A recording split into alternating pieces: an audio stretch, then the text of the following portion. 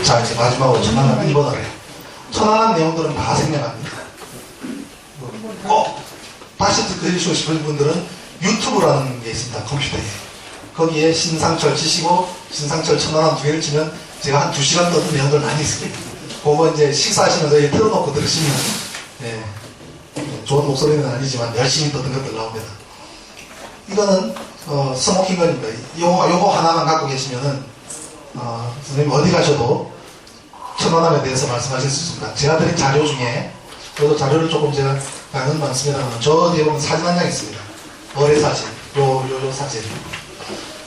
그 사진을 요즘 뭐 다 우리 어르신들 핸드폰, 스마트폰 갖고 계시고 스마트폰 아니라고 해도 사진 찍으실 줄 아시죠? 그죠? 사진 찍으실 줄 아는 핸드폰으로 요런 사진 하나는 찍어 놓으십시오. 핸드폰에.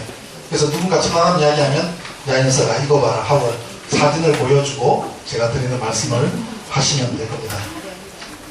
일단은 한번 간단하게 몇 가지만 말씀을 드려보겠습니다. 천안함이 반파되는 순간에 대한 영상을 한번 보면 함수, 한미 지난 11월 1일 날 부경대 김항수 교수가 새로운 논문을 발표를 하셨어요. 그때 나타난 점이 조류를 거슬러서 이동하고 있었다는 것을 과학적으로 데이터로 분석을 했는데 함수, 한미가 반토막이 난 이 순간에는 동력이 없잖아요. 그죠? 배가 반토막이 났으니까. 배가 반토막이 났으니까 뭐 엔진도 정지가 됐고 프로펠러도 정지되고 다 정지가 됐잖아요. 그런데 왼 가운데 검은 물체가 거꾸로 이동을 합니다. 왼쪽에서부터 서서히 오른쪽. 그리고 밑에 와가지고 여기 와서 탁 부딪히니까 이 오른쪽에 있는 함수가 걸떡 하더니 한 바퀴 빙 돕니다. 그래서 저는 저놈이 천안함을 반토막 낸 녀석이다 라고 법정에서 주장을 하고 있고 요게 바로 천안함을 반토막 낸 잠수함의 코닝타워 저 위에 거주 걷고 있죠. 거기 그것이 드러난 것이다 라고 주장하고 그것을 과학적으로 입증을 하고 있는데 바로 요 부분이 들이받았을 때 잠수함이 저 부분을 들이받으면 치명적이거든요. 옆에 다 깨지잖아요. 다 깨지고 천안함 사고가 났을 때 AP통신에서 자료 사진으로 올린 사진입니다. 이 사진이 천안함 관련 있는 것은 아니지만 어떠한 정보를 입수를 했는지 몰라도 천안함 사고를 보도하면서 이 사진을 썼다는 것도 의미가 있는 일이지만 이 김항수 교수 논문을 보면은 이분은 처음에 천안함 지진파를 연구를 했더니 원통형 길이 110m 정도 되는 것과 충돌했을 가능성이 있다고 1차로 논문을 발표를 했고 이번 지진파 연구를 하면서 영국의 캠브리지 대학교에 있는 연구원과 함께 천안함 사고의 지진파는 원통형의 물체와 충돌했을 때에 발생하는 것과 유사하다라는 결론을 낸 것이 작년 12월에 논문을 발표를 했고요. 바로 5일 전에는 8초 동영상에 나타난 미상의 물체는 반파 천안함일 수가 없다라고 해서 바로 저 위에 있는 저 영상, 반토막 난 영상이고 이거는 그 이전에 잡힌 저 영상은 저게 바로 묘령의 천안함이 아니라 천안함이 반파되기 전에 그 인근 해역에 나타났던 녀석이고 길이가 60m쯤 된다라고 하는 것을 이번 논문을 통해서 발표를 했습니다. 그래서 다음 재판 때는 이분을 법정 증인으로 모셔서 증언을 들어볼 계획을 갖고 있습니다. 이런 것이 이제 새로 나타난 그래서 그 물체의 이동 궤적은 이렇다라고 발표를 했습니다. 그래서 그 부분에 대한 것이 이제 새로운 사실이기 때문에 소개해드리고요. 무엇보다도 바로 이 순간에 저기 반파된 저 영상에서 저것이 정말 어뢰가 터져서 반파된 것이 맞다면 이 현상이 나타나야 돼요. 이 현상이 이게 뭐냐면 TOD거든요. TOD 불에 달군 쇳덩어리를 물에다가 집어넣고 이 적외선 카메라로 촬영을 하면 저렇게 시커멓게 변합니다. 우리 눈으로 보면 변화가 없습니다. 적외선 카메라. 옛날에 빈라덴, 이라크에서 빈라덴 잡는다고 했을 때 항공기 위에서 헬기로 쫙 야간에 다 촬영한 거 혹시 보셨는 거예요? 유튜브나 그런 자료에서 적외선 카메라 또는 TOD 그걸 치시면은 안에 이 생명체가 움직이는 게 그냥 그림처럼 보여요. 사람은 체온이 있잖아요. 그 주변 온도는 뭐 영상 1도, 2도, 3도인데 체온이 30도 가까이 되니까 확연하게 차이가 나는 겁니다. 눈으로 보면 아무런 변화가 없지만 적외선 카메라를 들이대면 차가운 물에 뜨거운 새로 밟은 쇠를 집어넣었을 때 그 인근의 쇠 주변에 있는 물이 온도가 미세하게 변화해도 저렇게 짙게 나타납니다. 심지어 이 테이블에 손바닥으로 꾹 눌러서 손을 딱 최초로 딱 갖다 대면 손바닥 자국이 한 1, 2분 동안은 계속 남아있을 정도입니다. 그 정도로 온도에 민감한 게 적외선 카메라입니다. 자, 일선에서 지뢰가 터졌답니다. 지뢰가 터져서 발목을 다쳤다고 해요. 저기 와서 심었다는 겁니다. 저는 뭐 누가 했다 이야기할 거 없이 딱 간단합니다. 지뢰가 터진 TOD가 있다면 지뢰심으로 기어온 TOD를 내놔라 이거예요. 틀린 말입니까? 지뢰가 터져서 폭발하는 순간에 적외선 카메라가 있단 말이에요. 그럼 어떤 놈이 기어와가지고 심었을 때 영상도 있었을 거 아니겠습니까? 왜? 24시간 COT 있으니까 그걸 내놔라. 그걸 내놔야지 결론이 나오잖아요. 안 나옵니다. 왜? 봐라, 이 지뢰는 쟤들 거야. 무슨 여름철이면 연탄 쪽, 한탄강 쪽으로 떠내려오는 게 수십 개씩 떠내려온다는데 홍수 날 때마다 국방부 창고에 엄청 많을 텐데. 그리고 이것이 누구 짓인지를 가늠하는 굉장히 좋은 방법이 있습니다. 이게 뭐냐는 말이죠. 천안함도 똑같은 케이스인데요. 북한군이 38선을 넘어서 와가지고선 귀순하겠다고 철책을 넘었습니다. 넘었는데 아무도 막는 사람이 없는 거예요. 그게 북한군이 황당하죠. 내가 넘어왔는데도 이거 뭐 경비 쓰는 사람이 아무도 없네. 그리고 어슬렁어슬렁 하다가 갈 데가 없으니까 보니까 막사가 있으면 거길 갑니다. 아니 안에 사람들이 있어요. 그러니까 똑똑똑똑 노크를 합니다. 그러니까 문 열어줘요. 저 북에서 와시다. 그랬더니 그래요. 들어오세요. 라면 끓여서 같이 먹었다는 거 있습니다. 그게 노크 기순 사건 아닙니까? 노크 기순 사건. 참 아름다운 미담이죠. 그죠? 그런데 별들이 9명이 목에 나갔습니다. 그게 문제입니다. 그죠? 왜? 경기에 실패했잖아요. 걔가 그냥 넘어와서 아이고 네, 귀순하려고 왔습니다. 핵개망정이지. 뭔가 들고 왔으면 수십 명 죽었을지도 모르잖아요. 경기에 실패했기 때문에 당연히 줄줄이 죽선 나야 되는 거 맞죠? 그게 군대죠. 자, 천안함은 46명이 경기에 실패해서 죽었다고 해요. 근데 왜 전부 다 진급을 합니까? 징계받은 사람이 없어요. 그러니까 할 수 없이 함장 너는 책임 있으니까 뭐 좀 징계하자 했더니 함장이 딱 가서 서초동돼가지고 변호사를 딱 선임하니까 알았다 이렇게 하게. 미안된 사람은 그래도 총책임이 있으니까 징계 좀 할까요? 했더니 조용히 행정소송을 제기합니다. 됐어. 그게 천안함 사건입니다. 아무도 징계 안 받았습니다. 지뢰 사건에 징계받은 사람 있습니까? 없습니다. 오죽하면 우리 아들이 중사인데 우리 아들이 발목 지뢰 때문에 됐는데 그때는 아무도 거들떠보지 않는데 왜 이번 사건은 대통령의 병실을 찾아가냐고 어머니가 하소연했잖아요. 그잖아요. 거기에 또 야당 대표라는 양반이 또 지도 또 따라가서 또 병원까지 가는 것도 뭡니까? 대한민국 다친 분이 다 쫓아갈 겁니까?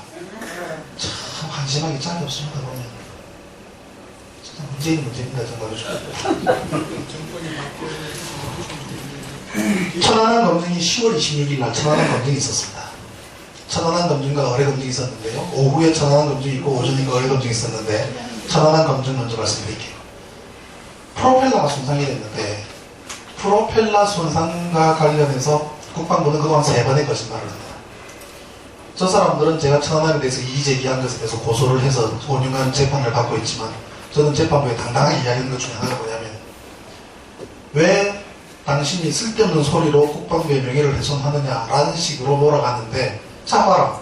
내가 최초로 천안함에 가서 조사했던 2010년 4월 30일 날 천안함 배 밑에 가서 프로펠러를 딱 봤더니 프로펠러가 이렇게 찌그러져 있는데 이게 왜 이렇게 찌그러졌냐 라고 내가 질문을 했더니 미국과 영국의 조사관들이 답하기를 그때는 영어로 같이 얘기했습니다. 옆에서 막 그 통역 장교들이 막 귀담아 듣고 뒤에 있는 장교들이 막 얘기를 해주더라고요.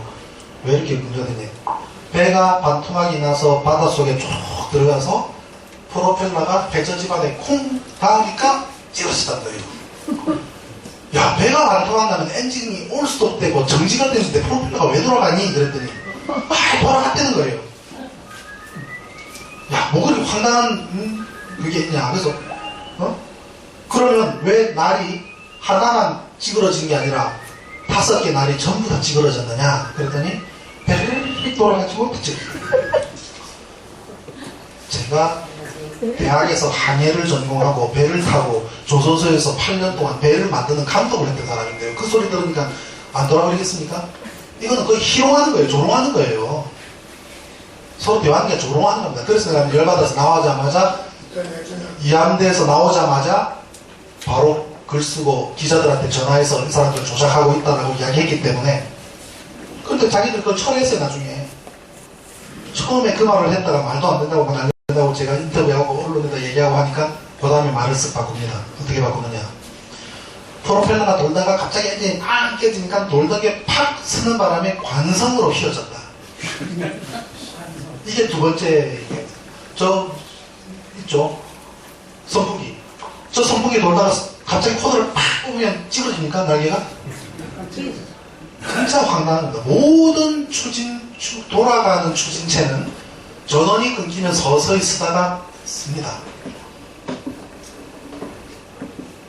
그런 초등학생도 웃을 일을 두 번째 논리로 펼쳤는데 어디서 걸렸느냐. 노정현 위원장이 이 사람의 주장을 가만히 듣다 봤더니, 야, 그 엔진하는 대로 돌다가 섰다고 치자. 그러면 오른쪽으로 돌던 날개가 쓰면 이쪽으로 휘어져야지 왜 저쪽으로 휘어지냐 이렇게 된 거예요. 맞죠? 방향이 거꾸로. 국방부 너희들 말이 맞다고 쳐도 방향이 거꾸로. 그랬더니 노인스 교수가 갑자기 말을 쏙 들어온 거야. 아, 그러면 미스테리다. 미스테리다. 이런 사건은 전 세계에 이런 사건이 있다. 전 세계 같은 소리를. 모든 나라의 선박이 좌초하면 이런 사건이 나타나고. 이것도 깨지니까 세 번째로 나타내는 논리가, 아, 그러면 갑자기 엔진이 정지하는 바람에 빵 터지니까 축이 팍 밀려가지고 쫙 찌르거든. 그러면서 하는 소리가 손가락으로 확 누르면 딱 오므려지는 것처럼 휘어졌다는 겁니다. 그래가지고 어떻게 되냐, 10cm가량 축 밀림 현상이 일어났다는 겁니다. 그래서 이번에 검증할 때 판사랑 가서 판사, 검사, 변호사 전부 다 가서 축 밀림 현상이 진짜로 있었는지 줄자를 가져가서 쟀습니다. 마치 10cm가 벌어진 것처럼 보이죠, 그죠? 그런데 문제는 저쪽 프로펠러도 10cm 벌어져 있습니다. 왼쪽 프로펠러는 하나도 휘어진 게 없거든요. 오른쪽 프로펠러만 휘어지고 왼쪽 프로펠러는 멀쩡한데 양쪽 다 간격이 동일하기 때문에 축 밀림 현상은 없다. 그래서 판사 재판장도 축 밀림 현상은 없는 것으로 확인이 되네요. 라고 현장에서 인정을 했습니다. 그 바람에 프로펠러 손상과 관련해서 국방부의 주장은 전부 다 사실이 아닌 걸로 판정이 나버렸습니다.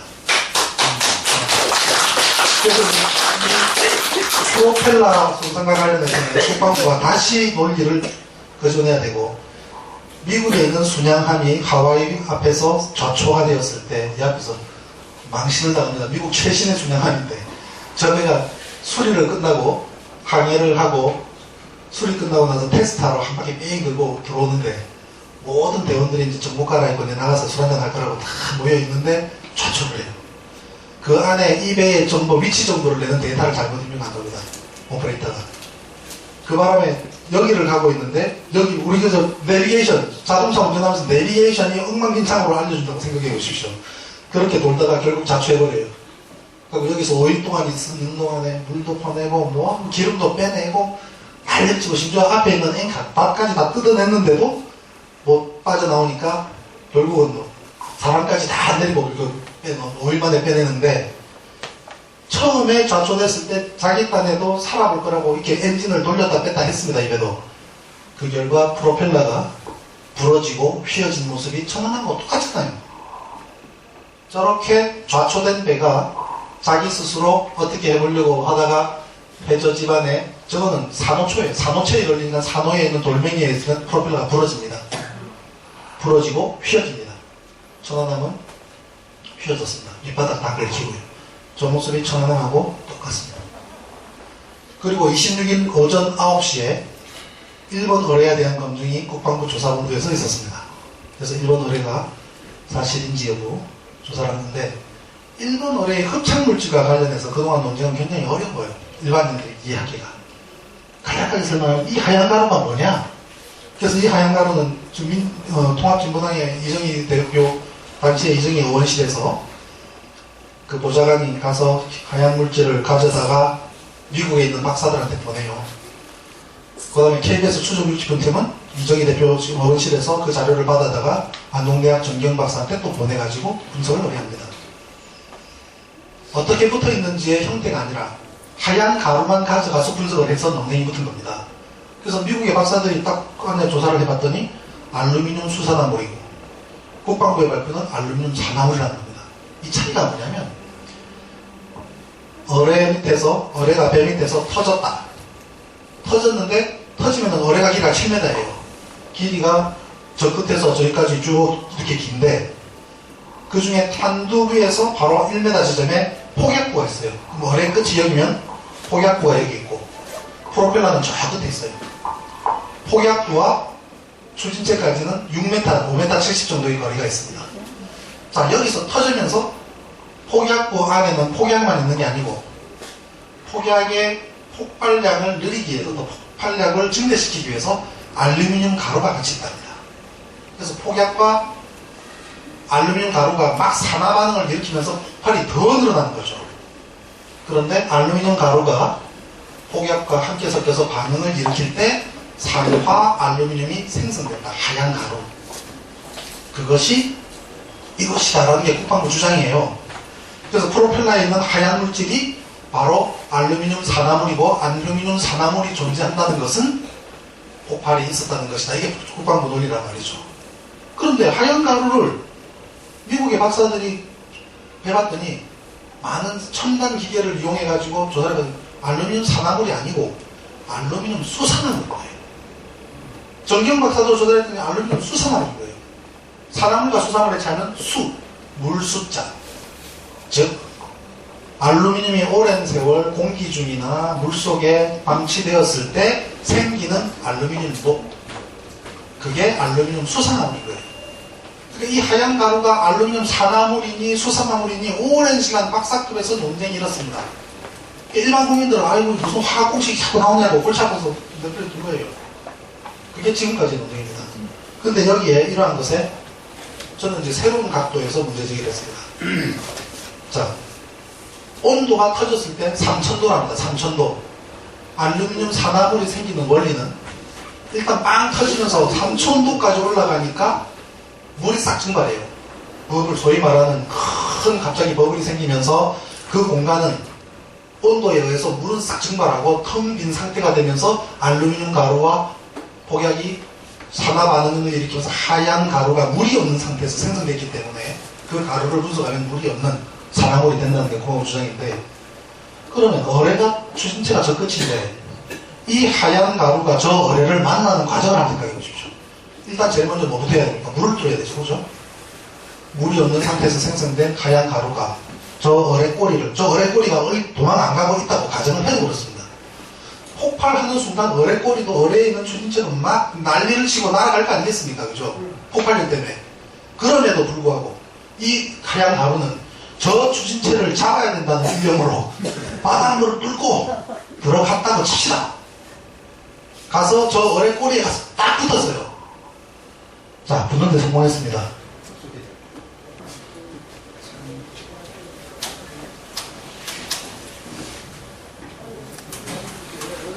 성공했는데 지금 그 저 종이에 사진을 한번 보십시오.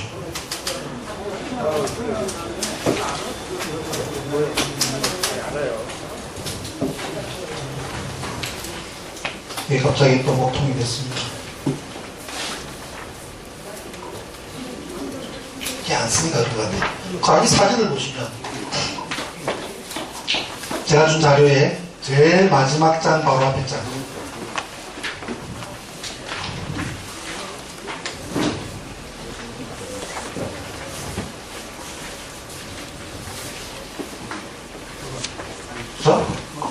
자, 저 사진을 보면 탄두부가 있고 폭약구가 있고 꼬리에 프로펠러가 있는데 이 폭약구에서 터져가지고 생긴 삼천도시에서 생긴 하얀 가루가 저 일본 어뢰를 만나기 위해서 꼬리를 만나기 위해서 물을 뚫고 들어가서 저거를 만났다고 치더라도 그 하얀 가루가 어뢰에 붙어있는 모양새는 무작위야 되죠.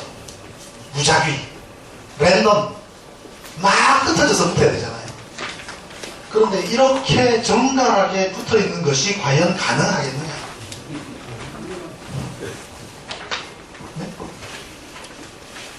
지랄 난리를 치면서 날아가는 꼬리를 찾아간 하얀 가루가 저렇게 정갈하게 붙을 수 있겠느냐 이 말입니다. 이게 바로 이건 초등학생도 알 수 있는 문제는 겁니다. 그래서 제가 이걸 가지고 지난 문병호 해군 투스타 윤덕용 카이스트 교수 국방연구원의 이근득 박사 그 사람들 계속 똑같은 질문을 하고 있습니다. 자, 이렇게 붙어 있는데 이것이 무작위로 랜덤하게 와서 들러붙을 수 있겠느냐? 그러니까 답이 뭔지 아닙니까? 뭐 쥐가 잘 붙는 데가 있겠죠. 잘 붙는 데가 있겠죠. 그러면 왜 이렇게 붙어 있을까 궁금하죠? 하얀 가루가 붙어 있는 곳에 하부의 물체들은 전부 알루미늄입니다. 안 붙어 있는 곳은 쇠입니다. 그럼 답이 나오잖아요. 왜 알루미늄 성분 있는 데만 하얗게 있느냐? 그러면 알루미늄 녹, 우리 저 알루미늄으로 만든 냄비에 뭐 생기는 녹, 그거의 가능성이 99.99%잖아요. 저것이 소위 말하는 산화 알루미늄이 와서 무작위로 붙을 확률은 여기 계신 선생님들한테 제가 밀가루를 나눠줘서 이 종이에 던져서 저렇게 만들어서 하는 분이 한 분이라도 계시면 확률이 돼요. 대한민국 5천만 국민 손에 밀가루를 쥐어줘서 던져서 저걸 만들 수 있는 5천만 분의 1의 확률이 된단 말입니다.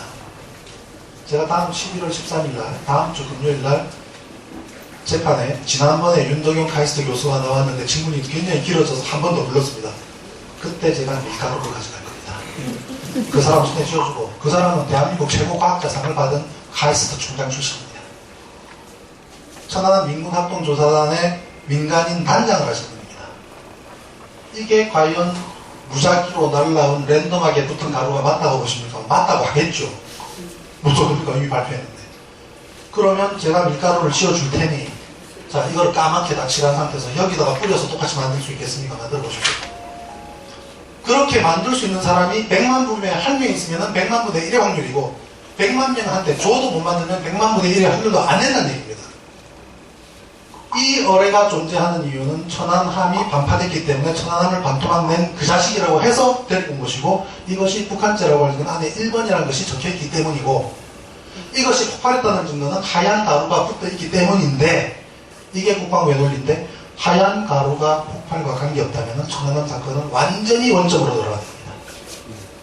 그래서 이 사진을 선생님들 카메라로 찍어서 누구든지 너 이거 밀가루로 던져서 이렇게 만들 자신 있니? 라고 물어봅니다.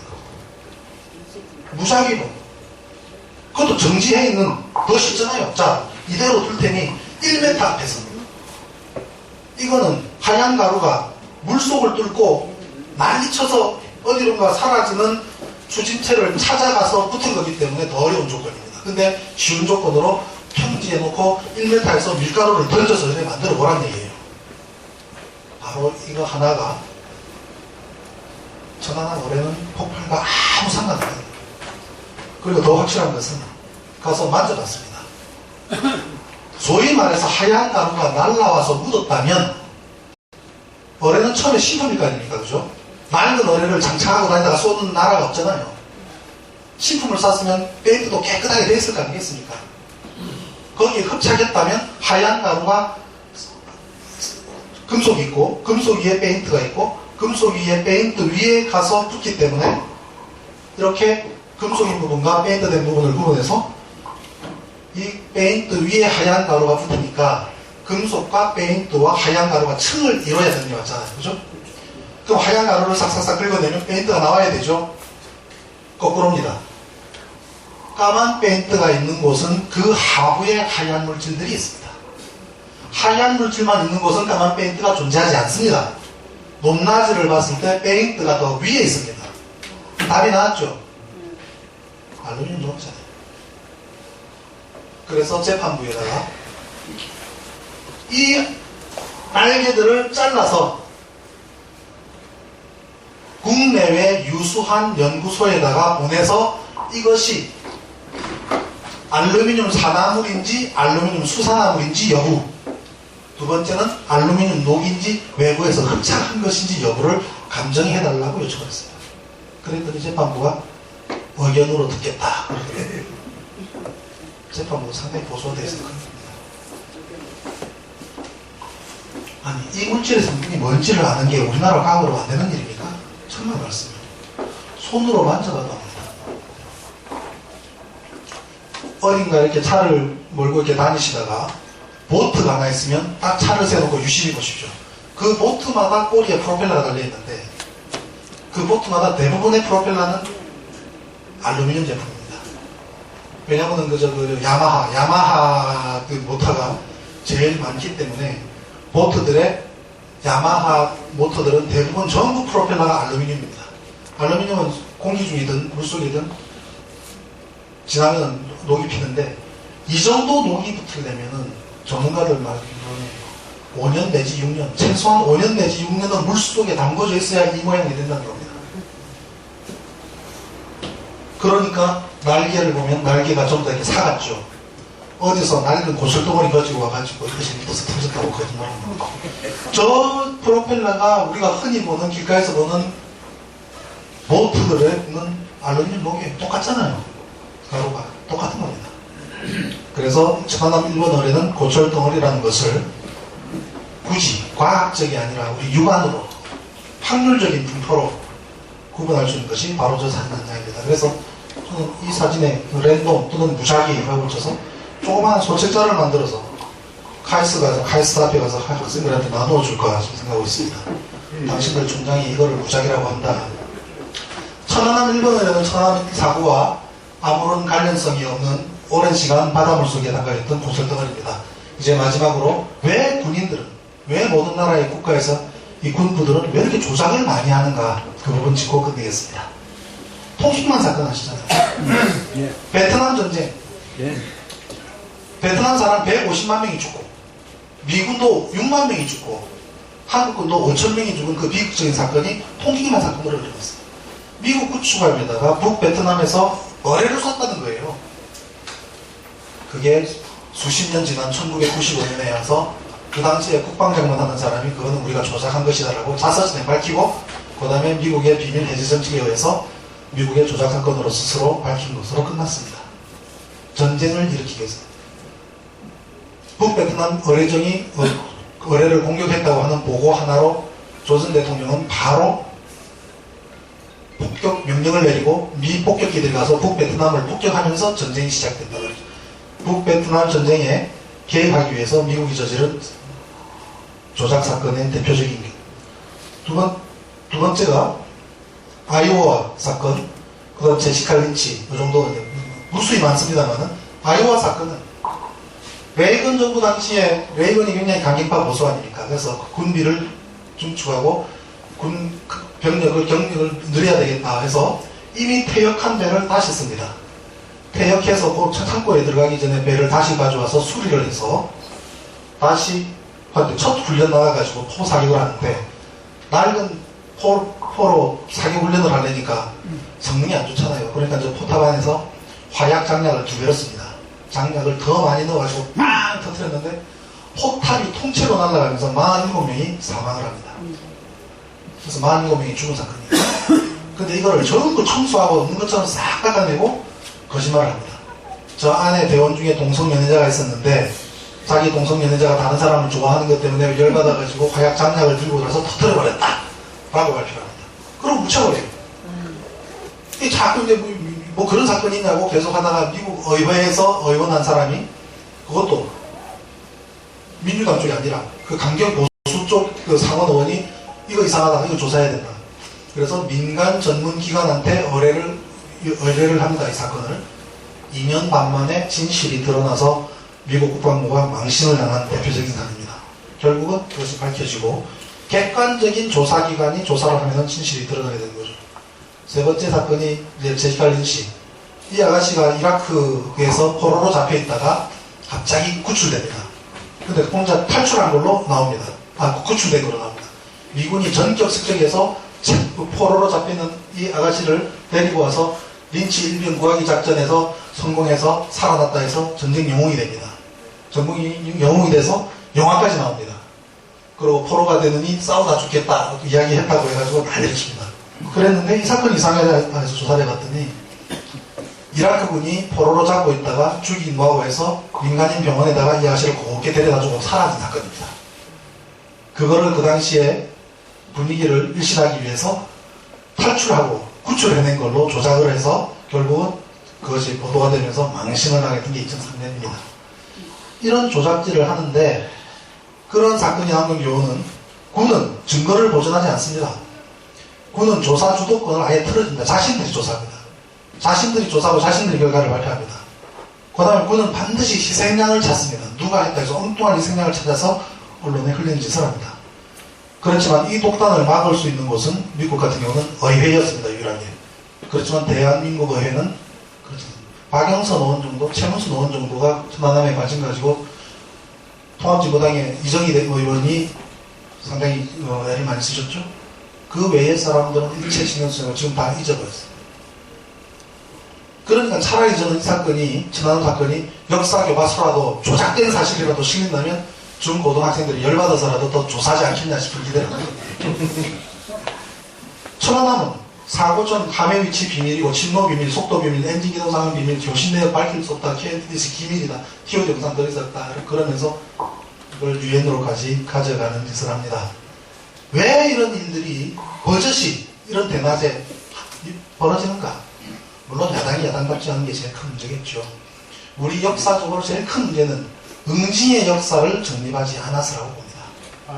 프랑스는 전후 2차 대전 후에 나치 독일에 부역했던 사람들에서 혹독하게 처벌했습니다. 특히 언론인 사형이 취했습니다. 언론인 중에서 1,몇백 명이 기소가 돼서 그 중에 절반이 사형됐던가 6,000명 중에서 한 2,000명 정도가 사형당했던가 그래요. 언론인은. 왜 언론인들한테 혹독하게 했느냐면 더 앞장서서 진실을 얘기하고 사실을 국민들한테 알려야 될 의무를 가진 언론이 더 나서서 세뇌시키고 엉뚱한 정보를 주고 함으로 인해서 받은 끼친 폐해가 더 크다. 그래서 당신들은 사형이다 해서 사형시킨 거예요. 그래야 그런 역사가 있어야 만약에 또 그런 외세 침탈이 있을 경우에 내가 차라리 그냥 싸우다 죽는 게 가문에 영향을 더 남기지 안 그러면 비참한 결과가 온다는 것을 새겨줘야 됩니다. 이게 응징의 역사입니다. 우리나라는 응징의 역사가 없다는 겁니다. 그래서 지금도 계속 똑같은 일이 반복이 되는 겁니다.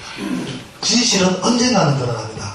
그래서 늘 많이 하는 말씀은 호주머니 속에 송곳 같아가지고 꼭 이게 꼭 삐집고 나서 허벅지를 찌르는 날이 반드시 옵니다.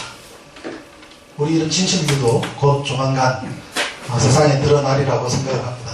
고맙습니다. 들어주셨습니다.